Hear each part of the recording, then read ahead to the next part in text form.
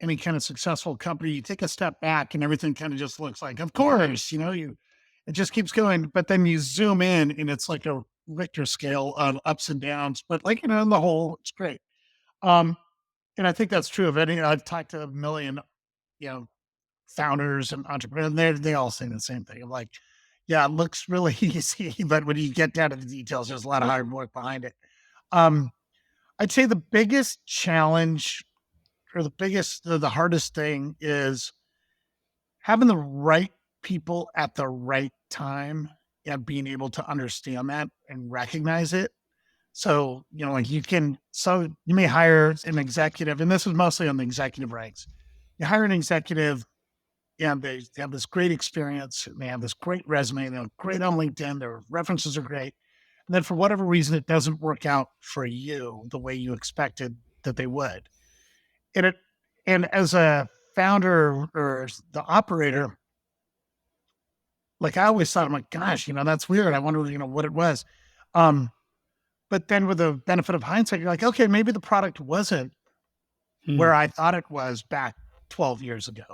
And I remember we let this amazing CRO go, and because we were selling, all it was SMB. We're just selling SMB, SMB, SMB, and this was like 2012, 2013. And she's like, well, maybe it's just an SMB product. I'm like, like what? Like, how dare you say this about my SMB product? And it turned out she was right. It took me 5 years to realize that. And she went off to go have just an incredible Yeah, she's career, crushing it. Yeah. crushing it, absolutely crushing it. And so it turns out she was right. So it's being able to identify what you need when, and not be, particularly when every day it's a bigger company than it was before. And this is the biggest company you've ever run every day. Like, being able to identify those breakpoints of like, okay, this type of person is going to be right for the company at this point, and being honest enough with yourself of like, maybe it's not always them, maybe it's me. Um, but I don't know. I saw Mark Anderson wrote something the other day of like, hiring an executive, you're going to be right half the time. You can have a Hmm. 50% success rate. Hiring an individual contributor, probably 70% of the time. Those are low numbers.